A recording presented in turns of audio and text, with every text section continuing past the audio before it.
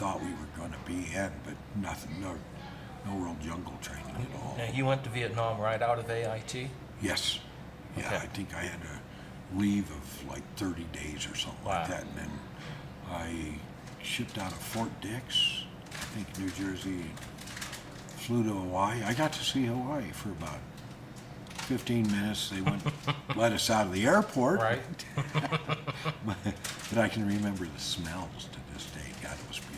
You Yeah. smell the ocean. Have you ever been back to Hawaii? No, Oh, wow. Okay. no, and I probably won't go. I just,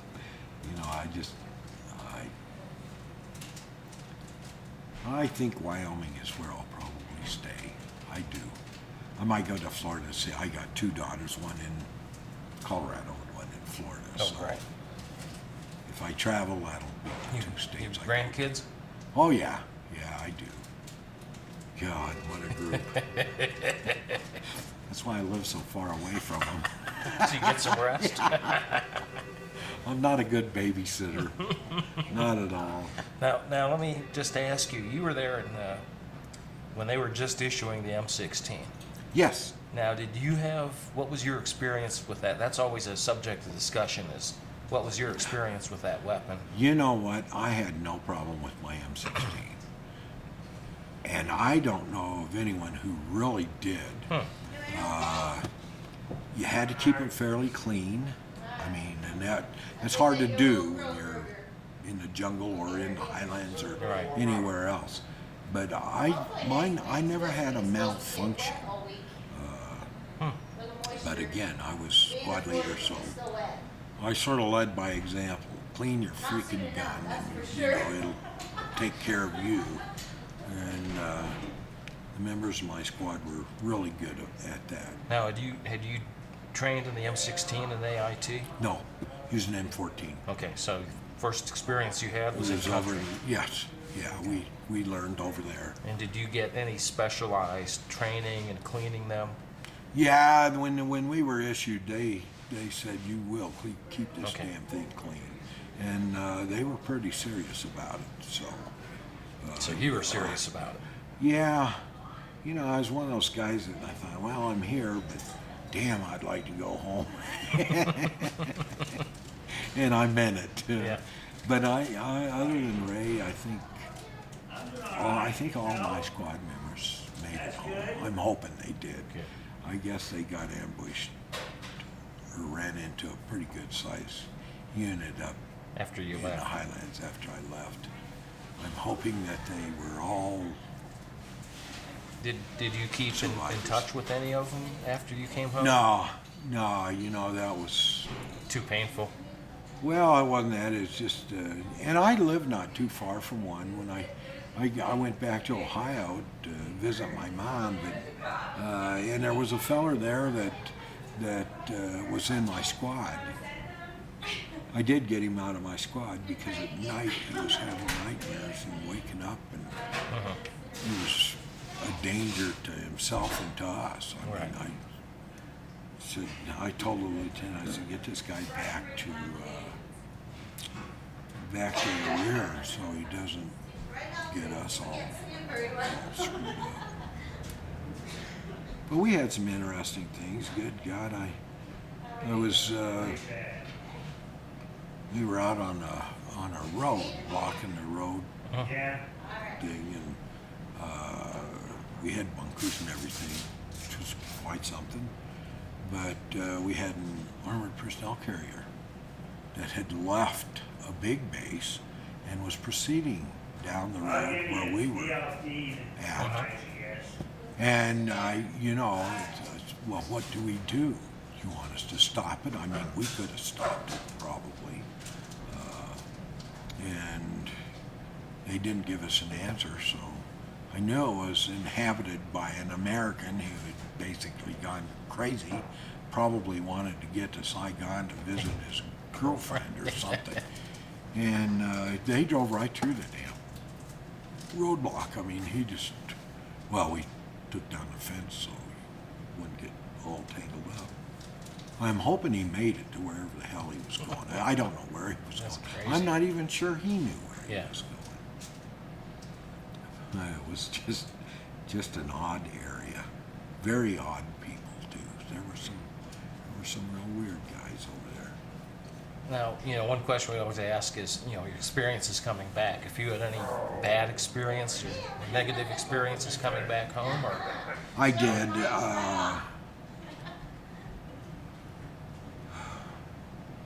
I went to see a psychiatrist, and I don't know if they knew what the hell was going on or not. nobody really knew what PTSD was back She then. prescribed me some pills, and I got to a point where I just thought, I don't want to live like this. So I took all of the pills, figuring, well, this will do me. And the only thing it did is I woke up in the morning and all I could see was flashes of green. My sister basically saved my life because she, And that's Carol. She's the one who put us in Yeah. touch. Okay. because she called law enforcement. At that point, of course, they came and hauled me away, and I was put into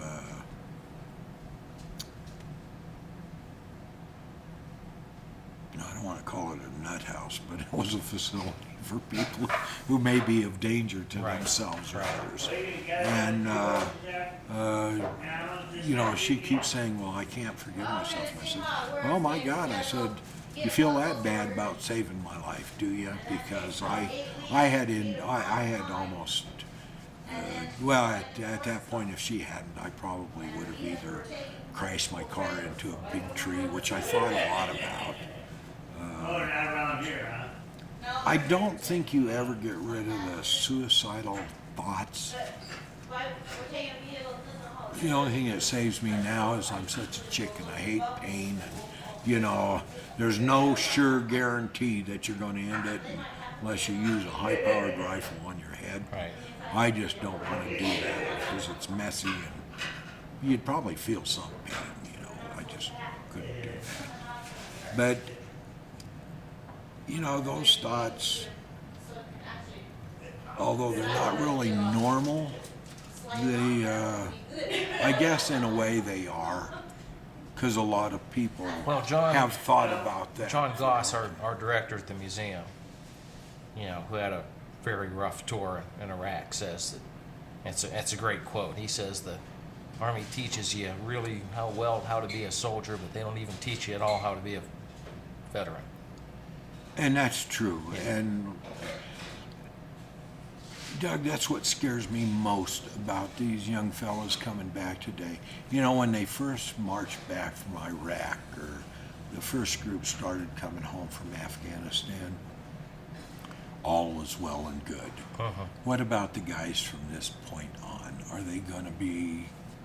How are people Yeah. going to look at them? Well, the outlook of the government and a lot of the people in this country change in a very short time. Well, So- the good news is by bringing them back as a unit, and I saw this at Fort Drum, and I actually deployed, to Afghanistan and came back with a unit to see how they treated them, and they welcome them home. The whole community's out there, and then they have a whole system to take care of the guys once they're home. They have the medical folks, they have the psychological folks, they Yeah. have the veteran folks, so they do things to help, and they keep them together for a little bit of time, Yeah. so that People with a common background, Yeah. that helps. That really does and help. and the problem I see is that what these guys are doing now, nobody even talks about it. It's like it's an unknown war, much like you said with the Korean War vets. I think Yeah. it's the same thing, and nobody realizes what these folks are doing and how long they're, and it's the tough part for these guys is you don't know who your enemy is. That's right. Yeah. And that's the way it Yeah. was over there. And We it's just, you never knew. to these guys over there, it's just continuous stress. Is this guy going to blow me up or shoot me? Does Just he like have an his iPhone. finger on the IED, Yeah. the thing Yeah. that's going to explode? Or is he my the thing? buddy and my friend? That's right. And and so it's just every moment they're over there is just continuous uncertainty Oh, and yeah. stress and tension, and frankly, a lot of them just stay in the military because they're with a community that understands what they Yes. do. Yeah. Like I said, if they had shipped me to Colorado or any other infantry unit, I might have stayed in. I Yeah. really might have. But boy, when they shipped me to that mechanized unit, You didn't have, I just well, nothing to do with I that didn't. thing. Well, I had no idea what the hell I was doing. yeah. Just didn't. I'm hoping that they will continue to treat these veterans serving in any military operation with respect and a welcoming. Yeah. That's tough. You don't. When I came back, you didn't. My ex-brother-in-law and I we went and took placement tests for jobs. Uh-huh. I don't think I was fit for any. Flunked them. I don't know how you flunk a job placement test, but oh God, I don't know if it was because I didn't follow up or because I just didn't. Like I said, for about 10 years, I just sort of lost it, drinking and being ignorant. I did try to help a fellow vet. He had some serious stuff going on. He was going to shoot himself, and I don't know if he ever did or not. But we tried to get him into the VA. This guy that had lost his leg over there, and you're treated when we walked in there with him. It was like PTSD didn't. You didn't have those dreams, and you didn't have those feelings, and you didn't have duck or anything. It's only in the past 10 or 15 years that we've finally figured out what all that stuff is. Yeah, and how that's to, but it was really strange because I don't think he was ever admitted, and he should have been. Yeah. I don't know if he survived his time or not. About that time, I said I'm not going to have anything to do with VA. They were actually no help at that point. I said the VA here in Wyoming, Sheridan is fantastic. Veterans Clinic in Riverton. you have a Cheyenne, local veterans clinic here in Riverton. in Riverton. Okay. Yeah, and that's where you can at least get in touch with a psychiatrist if you're undergoing any bad thoughts or you have questions or you just need to talk to somebody. Don't even talk to the fellow veterans here. I don't. It's everybody's experience was a little different. Yeah. Mine digging up bodies, and apologizing to ladies whose children were shot, and helping a child get over a gunshot wound and stuff like that is just. I'm sure other people had the same damn experiences. I know a lot of them underwent a lot more enemy fire than I ever did. Had my share. Had more than I ever want. Yeah. It's really something to be shot at with. You have an intent of trying to blow your damn head off. It's a new experience for those who haven't experienced it, or have rockets or damn mortars come in on you. It's Now, how much of your time was spent like in the rear or the base versus out in the field? We normally didn't go to base except for maybe after we finished one operation, and then we were only there for a short time. Yeah. Just long enough to refit. Most of the time we were out. God, we were coming back toward base once, and we lost probably half of a damn company to heat exhaustion. But we had run out of water, and you remember the old salt pills Oh God, that they yes. gave you? Yeah. Well, They probably Well, made. they probably made- lifted most of us out via those twin rotor Chinooks. Chinooks. Yeah. I didn't. I walked back in with the rest of the group, but we just didn't spend a lot of time in base camp. And I was sort of glad because my experience in Tainan is they had that thing dialed in with those rockets, those 120 millimeter, I think they were.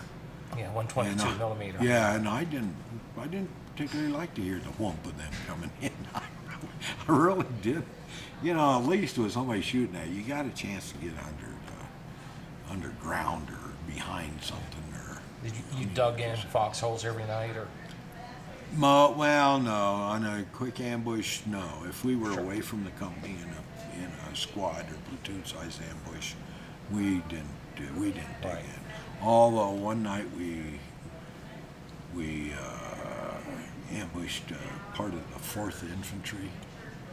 That was outside of Tainan, and it's amazing how many rounds the American platoon can fire back after you shoot at them once. Luckily, our machine gunner and 2 other people had recognized him as an American unit.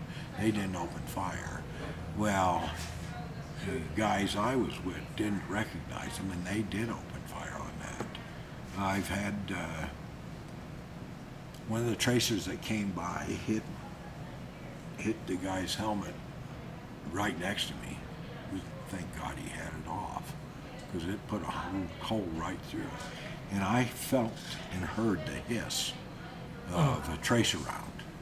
And the bad thing of it was, I didn't think about it for about 2 seconds, and I thought, shit, there were 5 rounds in between that, probably, Yeah. you know. There was an old well back behind me, and I was thinking, you know, this could be bad. I might drown. But I was, Ready to thinking go really in it. bad about the cover. And, you know, the only guy that got hit was the guys we were ambushed, and we shot one of them in the cheek of his butt. That was it. But luckily we didn't set the claymores off, because the guy that had the controller for the claymore recognized Guy in him the clacker saw it. Yeah. Okay. And the machine gunner saw him. So we were very, very, very fortunate at that point. But then you hear the tanks and stuff rolling up, and you think, holy crap. Well, you should have heard the hollering then. American unit, American unit. And I don't know if the 4th was that gracious or not, but they did cease fire.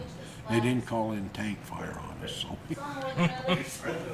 we Glad for survived. Yeah, I was really glad. But the NVA and the VC were very good at positioning themselves between units. You know, where- Deliberately to get you Oh, to do hell that. yeah, and I'm That'd be sure hard. that was part of their modus operandi. They were not stupid. I don't think they were near as good as soldiers as the United States troops were. I think that was proven many times over. They were just, but they operated with what they had and did a pretty good job. I can't imagine coming down the Ho Chi Minh Trail with being bombed and strafed. Yeah. We used to do just H&I, and you know, I mean, it was boy. So you didn't know, even in the middle of the night, whether you were going to be bombed or what was going to happen. I even got to serve with 2 Green Berets for a night. We took a 106 recoilless rifle out on a Jeep, and I had to laugh. First thing we did is we just went out and we were shooting at Nui Baden, which was Black Virgin Mountain. First thing they said is, well, close your eyes real good. So they shot a 50 caliber round to where it was supposed to go. Right. And then they opened up with that 106. And I didn't close my eyes tight enough, evidently, because I couldn't see diddly squat for about half an hour. That was a group of people that were, now they were strange. I mean, they It was almost like they invited themselves to be ambushed or anything, you know. Yeah. I mean, they were just. I think they had a thought that they were invincible, and hell, I don't know. Maybe they were. I was glad we weren't fighting them, though. Yeah. I can tell you that. Yeah, that was. As I said, it was quite an experience. I wouldn't want to live through it again. Do you know what scares me about this day and age? You got that ISIL group. Yeah. And you wondered if they came into the United States and started recruiting, how many people would they get to join forces with them? And how many people would be willing to take up arms and defeat them? I'm hoping it's the same as it was. First World War vets probably thought about the Second World War vets. The World War II vets think about the Korean vets. And the Korean thought about the Vietnam vets, and the Vietnam vets wondered how good the Iraqi and Afghanistan vets are. But I can tell you, I watched them on TV when they went into Iraq. I have never seen better mentally and emotionally equipped, or equipped with the necessities of battle, than I saw in that group of young folks that big went difference over there. that God, they were the good. big difference from the modern military to the Vietnam, as a historian, is the guys now are professionals. Yes. And a lot of those guys have been in, and you'll see it's common, it's not even uncommon. It's common to see NCOs with college degrees. Yeah. Most sergeant majors I met and first sergeants had master degrees. Yeah, don't doubt it a bit. Don't doubt it. They're very well educated, and any guy in passed about his first enlistment is a rock serious professional. Yeah. Yeah. And we don't have this thing where somebody's drafted like they give them the basic, give them AIT, boom, go over there and fight. Nowadays they don't do that. They go to a unit, they train as a unit, and they deploy them as a unit. Yeah. And that makes a huge difference. Oh, I imagine it does. But you still have to have the basics, of being able to follow orders and being willing to follow orders to get the job done. And even most of the draftees that I had in my squad were fantastic. I mean, they would go out of their way, risk their life and limb for their fellow soldiers. By the way, just in case anybody wonders, it ain't the United States you're fighting for when you're over there. It ain't mom, it ain't apple pie. It's that guy standing right brother. next to Yeah. you. And that's what kept people going. I mean, that was it. Yeah. When they say comrades in arms, they really do mean that. It's something that you develop. Yeah, doggone it. I said, well, I wish I had kept up with some of the guys I served with, but we didn't. Old Tom Flores, if he ever comes through and looks at this, I'm in DuBois, Wyoming, and I'll never forget. Of course, I was. Now you said Tom was from Lincoln, Nebraska? Lincoln, Nebraska. Okay. I will never forget, but also one night I went out and I had to relieve myself. So I jumped up out of, we were in a foxhole at the time. Actually, the foxholes had been abandoned, so we just sort of dug them out a little bit. But I jumped out and I went out and I started to relieve myself. And lo and behold, these idiots started throwing grenades. Well, I knew what they were throwing grenades at because I could hear it out in front of the lines. But boy, they started coming a little closer. And then I looked up and here's these forms going right across in front of me. Scared me half to death. Well, it turned out that these VC probably were driving a herd of buffalo up into this area, which was a place where no one was supposed to be. But that herd of buffalo, you know, thank God it wasn't a bunch of enemy soldiers, because I'd have been caught with my pants down. That was a bad time. Bad time to answer the call of nature. It was. It was. Oh, Lord, that was just weird. Now, were you mostly supplied by a helicopter? They did drop a lot of stuff with helicopters, yeah. We, ammunition, water, beer every once in a while, you know, cold cans. Cool. Cold, yeah, it was nice. Yeah, it was nice. I'd have rather had a cold Coke, but beer went down fairly well. And I think you were allowed to, so nobody got too crazy. Yeah, they did resupply us that way most of the time Did we were out. you ever get hot food, or was it mostly just sea rats? You know, when we got back into base camp, we would have hot food. Regular mess halls. Yeah. Sure. Of course, our base camps were varied. I mean, you know, but around July, we would get mess halls. The other time we had come back from out in the boonies to a base camp, but this was on top of a damn knoll in the middle of nowhere. And Thanksgiving Day, I had been out on a night on an LP. This kid and I had been out all night on an LP. So when we got back, of course, I said, we'll go up to the CP and, you know, you can get a turkey dinner. Well, I went up to CP. You know what I did on Thanksgiving Day in 1966? I loaded 4 bodies onto a helicopter in body bags. I still ate my turkey dinner.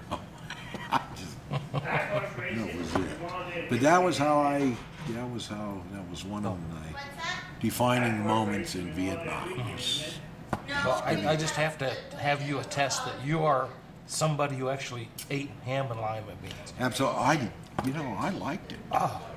My buddy who lives here, Vernon, and we still cook a pot of beans and ham. You know, I mean, it's just, it was really good because the guys that didn't throw them away on the march had them, and they were willing to trade most anything for anything I had for ham and lima beans. So I did eat them. And I say, break off a little piece of C4, light it, heat them up, and weren't bad.